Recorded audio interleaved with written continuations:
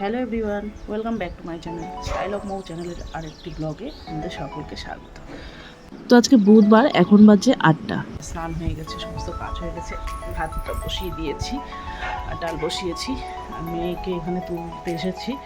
তো ঘুম থেকে উঠে ওকে একটু আদর খেতে হবে, তো কোলে নিয়ে আছি এখন। তুললাম আবার শুয়ে পড়লো গিয়ে, এত আলসি। স্কুল রয়েছে এই জন্য ডাকছি, তাড়াতাড়ি ওঠো ওঠো ওঠো। আয় বাপা, আসো আসো শুনে। আসো আসো আসো আসো। তো এখন চা করবো, চা খেতে হবে, যাচ্ছি এখন।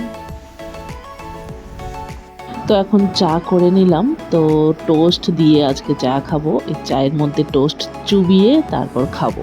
তো আপনাদের মধ্যে কার কার ভালো লাগে টোস্ট দিয়ে চা খেতে কমেন্ট করবে, জানাবেন। তো স্কুলের জন্য রেডি করে দিয়েছি, এখন স্কুলে যাচ্ছে। তো রান্নাবান্না কমপ্লিট। তো আজকে ভেন্ডি আলু চচ্চড়ি করেছি, এদিকে নিরামিষ, আর ডাল করেছি, আর কচু ভেজেছি।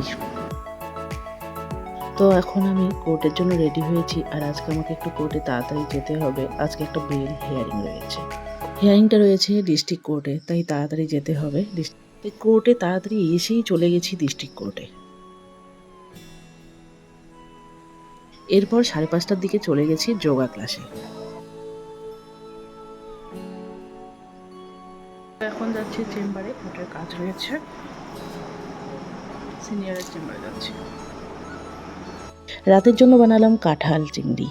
তো সুদীপটা দুটো কাঁঠাল দিয়েছিল, তো ওই দুটো কাঁঠাল মা কেটে রেখেছিল। তো ভাবলাম যে কালকে তাড়াহুড়ো করবো, এর থেকে রাত্রেই বানিয়ে রাখি, কালকের জন্য হয়ে যাবে। এই সমস্ত রান্নাবান্না একটু ভালোভাবে না করলে কেমন হয়, তো এই জন্য এখনই বানিয়ে রাখবো।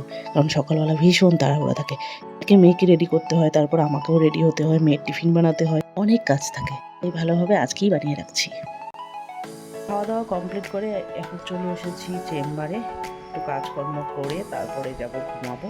মেয়েকে ঘুম পাড়িয়ে দিয়েছি, আর এখন বাজে 12টা। তো আমি আধা ঘন্টার মতো আর কাজ করবো, তারপরে গিয়ে ঘুমাবো। কারণ গিয়ে সকালবেলা উঠতে হয় ঘুম থেকে, কাজ থাকে প্রচুর।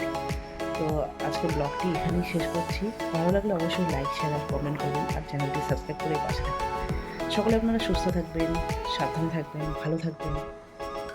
আজকের মতো সকলকে গুড নাইট জানিয়ে আজকের ব্লগটি এখানেই শেষ করছি। Good night.